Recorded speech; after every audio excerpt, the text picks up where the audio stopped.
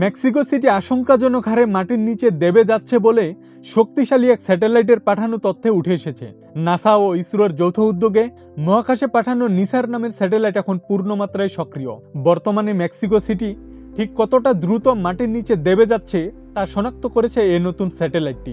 যুক্তরাষ্ট্রের মহাকাশ গবেষণা সংস্থা নাসা ও ভারতীয় মহাকাশ গবেষণা সংস্থা ইসরোর যৌথ উদ্যোগে 2025 সালের 30 জুলাই নিসার নামের এ সিনথেটিক অ্যাপারচার রেডার স্যাটেলাইটটি মহাকাশে উৎক্ষেপিত হয়।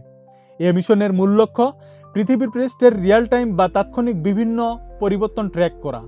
এক বিবৃতিতে বেলজিয়ামের Flemish institute for technological research ও নিসার সায়েন্স দলের সদস্য ডেভিড বেকার্ট বলেছেন, ভূমি দেবে যাওয়ার ক্ষেত্রে মেক্সিকো সিটি সুপরিচিত এক হটস্পট বা ঝুঁকিপূর্ণ এলাকা এবং নিসার থেকে পাওয়া এই ধরনের ছবিগুলো এর কেবল শুরু।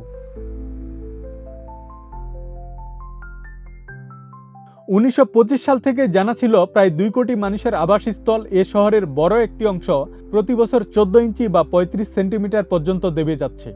শহরটি প্রাচীন হ্রদের তলদেশের অবশিষ্টাংশের উপর গড়ে উঠেছে, যার নিচে রয়েছে অ্যাকুইফার বা নরম শিলা ও বালুর ভূগর্ভস্থ স্তর।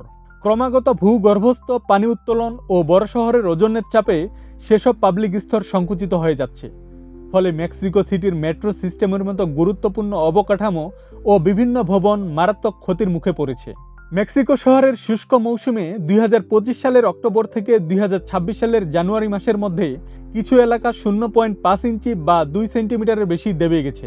শহরটির দেবে যাওয়ার হার উদাহরণের মাধ্যমে বোঝাতে গেলে মেক্সিকো সিটির প্রাণকেন্দ্রে পাসেও দে লা রেফার্মোতে অবস্থিত 118 ফুট উঁচু অ্যাঞ্জেল অফ ইন্ডিপেন্ডেন্স স্মৃতিস্তম্ভটির কথা বলা যায়, যেটি 1910 সালে নির্মাণের পর থেকে এ পর্যন্ত এর নিচে নতুন করে 14টি সিঁড়ি যোগ করতে হয়েছে।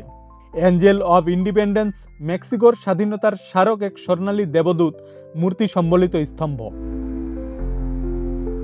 আব্দুস সালাম, প্রজন্ম 24।